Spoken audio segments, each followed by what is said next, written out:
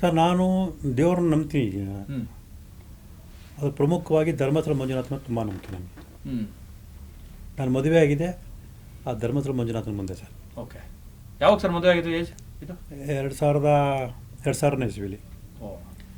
ದೇವ್ರ ಮುಂದೆ, ಆವಾಗ ದೇವಸ್ಥಾನದ ಮುಂದೆ ದೇವ್ರ ಮುಂದೆ ತಾಳಿ ಕಟ್ಟಕ್ಕೆ ಅವಕಾಶ ಕೊಡ್ತಿದ್ರು. ಹ್ಞೂ ಹಾಗಾಗಿ ಧರ್ಮಸ್ಥಳ ಮದುವೆ ಆಗಬೇಕು ಅಂತೇಳಿ ಅಲ್ಲೇ ಹೋಗಿ ದೇವ್ರ ಮುಂದೆ ತಾಳಿ ಕಟ್ಟಿ ಓಕೆ ಬಂದಂಥವ್ರು. ಹ್ಞೂ ಅದಾದ ನಂತರ ನನ್ನ ಜೀವನದಲ್ಲಿ ಸಾಕಷ್ಟು ಬದಲಾವಣೆ ಆಗ್ತದೆ. ಹ್ಞೂ ಸೊ ನಾನು ದೇವ್ರನ್ನ ಹೋಗಿ ದರ್ಶನ ಮಾಡಬೇಕು ಅಂತ ಏನೋ ಅನಿಸಿದ್ರೆ ತಕ್ಷಣ ನೆನಪಾದರೆ ಧರ್ಮಸ್ಥಳ. ಈಗಲೂ ಕೂಡ ಹ್ಞೂ ಆ ದೇವ್ರ ಮೇಲೆ ಇರೋ ನಂಬಿಕೆ, ಅಂದರೆ ಆ ಮಂಜುನಾಥ ಮೇಲೆ ಇರೋ ನಂಬಿಕೆ, ಅದು ನೋಡಬೇಕು ಅಂತ ಅನ್ಸೋ ಅಪಾಪಿ ಬರೋದು ಬೇರೆ ಯಾವ ದೇವ್ರ ಬಗ್ಗೆ ನಮ್ಗೆ ಬರಲ್ಲ ಸರ್. ಇರೋ ವಿಚಾರ ವೈಬ್ರೇಷನ್ ಈಗಲೂ ಇದೆ ಸರ್. ಅಂಥ ಒಂದು ಧರ್ಮಸ್ಥಳದ ಬಗ್ಗೆ ಒಂದು ಅಪಪ್ರಚಾರ ಬರ್ತದೆ, ತುಂಬ ತೀರಕ್ಕೂ ಹೋಗಿದೆ ಅಂದ್ಕೊಂಡು ಬಂದಾಗ ನನಗೆಲ್ಲ ಒಂದು ಕಾಡಕ್ಕೆ ಶುರು ಆಯಿತು. ಮತ್ತು ಎಲ್ಲದಕ್ಕಿಂತ ಮುಖ್ಯವಾಗಿ ಒಬ್ಬ ಹೆಣ್ಣು ಮಗಳ, ನಾನು ಸಾಕಷ್ಟು ಅಪರಾಧ ಪ್ರಕರಣದಲ್ಲಿ ನ್ಯಾಯ ಎತ್ತಿ ಹಿಡಿದ ಅನುಭವ ಇರೋದ್ರಿಂದ ಆ ಅನುಭವದ ಆಧಾರದ ಮೇಲೆ ಬಂತು ಸರ್. ಎರಡು ವಿಚಾರ. ಒಂದು, ಆ ಅನುಭವದ ಆಧಾರದ ಮೇಲೆ ಆ ಹೆಣ್ಣು ಮಗಳ ಸಾವಿಗೆ ಒಂದು ನ್ಯಾಯ ಕೊಡಿಸ್ಬೇಕು, ಮತ್ತು ಧರ್ಮಸ್ಥಳ ಕಂಡುಕೊಂಡ್ರೆ ಅಪಪ್ರಚಾರ ತೊಡಗಿಸ್ಬೇಕು. ಸೊ ಈ ಎರಡು ಕಾರಣದಿಂದ ಒಂದು ಆಸಕ್ತಿಯಿಂದ ಆ ಒಂದು ಅಧ್ಯಯನ ಮಾಡಿದಾಗ ಒಂದು ಸತ್ಯ ಏನಂತ ಗೊತ್ತಾಯ್ತು ನನಗೆ.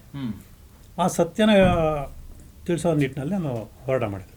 ತಿಳಿಸಿ. ಆ ಪ್ರಕರಣದಲ್ಲಿ ತಾವು ಸತ್ಯ ತಿಳಿಸೋದಕ್ಕಿಂತ ಪ್ರಕರಣವನ್ನು ಎಲ್ಲೋ ಒಂದು ಕಡೆ ಡೈವರ್ಟ್ ಮಾಡೋ ಪ್ರಯತ್ನ ಮಾಡಿದ್ರು. ಖಂಡಿತ ಅದನ್ನ ಹೇಳ್ತೀವಿ ಸರ್. ಅದನ್ನು ಅವ್ರು ತಪ್ಪು ತಿಳ್ಕೊಂಡು ನಾನು ಬಿಡೋಕ್ಕಾಗಲ್ಲ. ಈಗ ನನ್ನ ಉದ್ದೇಶ ಅಂದರೆ ಆ ಹೆಣ್ಣು ಮಗಳು ಸಾವಿಗೆ ಯಾರ ಕಾರಣ ಅಂತ ತಿಳಿಸ್ಬೇಕಿತ್ತು. ಹೇಳಿದ್ನಲ್ಲ ಹೌದು, ವಿಠಲಗೌಡನೇ. ಯಾವ ಮಾವ, ಸ್ವಂತ ಮಾವ ಸರ್, ಮಗಳು ಸಮಾನ, ಅವಳಿಗೆ ಇದು ಮಾಡ್ತೀವಿ. ಯಾವ ಸಾಕ್ಷ್ಯ ನೀವು ಗೊತ್ತಿಲ್ಲ. ಸೌಜನ್ಯ ಪ್ರಕರಣದಲ್ಲಿ ನಾನು ಇಷ್ಟು ಸಾಕ್ಷ್ಯಗಳು ಸಂಗ್ರಹ ಮಾಡಿದ್ದೀನಿ, ಯಾವ್ಯಾವ ಕಾನೂನು ಅಧಿಕಾರಿಗಳ ಜೊತೆ ಚರ್ಚೆ ಮಾಡಿದ್ದೀನಿ, ಯಾವ ವಿಧಿ ವಿಜ್ಞಾನ ತಜ್ಞರ ಜೊತೆ ಚರ್ಚೆ ಮಾಡಿದ್ದೀನಿ, ಅವೆಲ್ಲ ನಮ್ಗೆ ಗೊತ್ತಿದೆ ಸರ್. ಅದೆಲ್ಲ ಚರ್ಚೆ ಮಾಡಿ ಸ್ಪಾಟಿಗೆ ಯಾವಾಗಾದ್ರೂ ಹೋಗಿದ್ನಲ್ಲ ಸರ್. ಮನೆಗೆ ಹೋಗಿಲ್ಲ ಸರ್. ಟೋಟಲ್ ಕೆದಕ್ಬಿಟ್ಟಿದ್ದೀರಾ ಪ್ರಕರಣ? ಹೌದು ಸರ್. ನಾನು ಹೇಳೋದಲ್ಲ, ಈಗ ಏನು ಅವ್ರ ತಾಯಿ ಮನೆ ಸರ್ವೋಚ್ಚ ನ್ಯಾಯಾಲಯಕ್ಕೆ ಅರ್ಜಿ ಹಾಕೊಂಡು ಸೊ ಮುಂದುವರ್ತನೆಗೆ ಆದೇಶ ಮಾಡಿಸೋಕ್ಕೆ ಪ್ರಯತ್ನ ಪಡ್ತಾರೆ. ಅವ್ರು ಆದೇಶ ಮಾಡಿಸ್ಲಿ ಸರ್.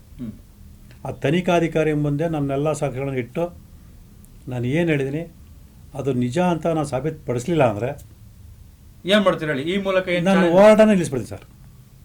ನಾನು ಸಹ ಖಂಡಿತ ಸರ್, ಪಕ್ಕ ಆಗತ್ತಿದ್ದು ಖಂಡಿತ ಸರ್. ನಾವು ಮಾಧ್ಯಮದ ಮುಂದೆ ಹೇಳ್ತಿದ್ದೀನಿ.